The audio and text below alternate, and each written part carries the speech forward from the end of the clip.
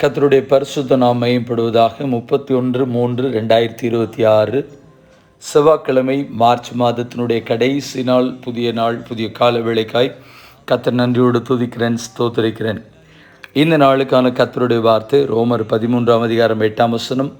ஒருவரிடத்தில் ஒருவர் அன்பு கூறுகிற கடனை அல்லாமல் மற்றொன்றிலும் ஒருவனுக்கும் கடன்படாதிருங்கள். Let not debt remain outstanding except the continuing debt to love one another. கர்த்தருடைய நாம் மகிமைப்படட்டும்.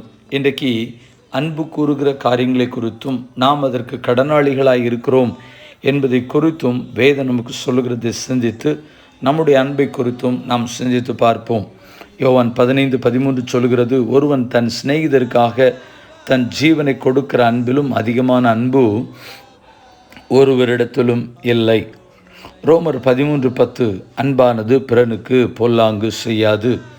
1 பேதுரு 4:8 எல்லாவற்றுக்கும் மேலாக ஒருவரில் ஒருவர் ஊக்கமான அன்புள்ளவர்களாயிருங்கள். அன்பு திரளான பாவங்களை மூடும். 1 யோவான் 4:7 பிரியமானவர்களே, ஒருவரில் ஒருவர் அன்பாயிருக்க கடவோம். இப்படி சொல்லப்பட்டிருக்கிற கர்த்தருடைய வார்த்தைகளை எண்ணி பார்த்து நாம் கிறிஸ்துவனுடைய சிந்தை தரித்தவர்களாய் கிறிஸ்து நம்மில் பாராட்டின அன்பை நாமும் மற்றவர்களுக்கு காண்பித்து கிறிஸ்துவின் பக்கமாய் வழிநடத்த பிரயாசப்படுவோம். கிறிஸ்துவின் அன்பை நாம் மற்றவர்களுக்கு காண்பித்து அநேகரை கர்த்தருக்கென்று ஆதாயப்படுத்துவோம். ஆமென். கண்களை மூடி ஜெபிப்போம். பரிசுத்தமுள்ள நல்ல தேவனே, இந்த ஆசீர்வதிக்கப்பட்ட புதிய நாள் காலவேளைக்காக நன்றி. அன்பு கூறுகிற விஷயத்தில் கடனாளிகளாக இருக்கிற நாங்கள் மற்றவர்களுக்கு கிறிஸ்துவனுடைய அன்பை காண்பிக்க எங்கள் ஒவ்வொருவருக்கும் கிருபை பாராட்டும். அன்பில்லாதவன் தேவன் அறியான் என்று எழுதப்பட்டிருக்கிறது. தேவன் அன்பாகவே இருக்கிறார் என்று வேதம் சொல்கிறது.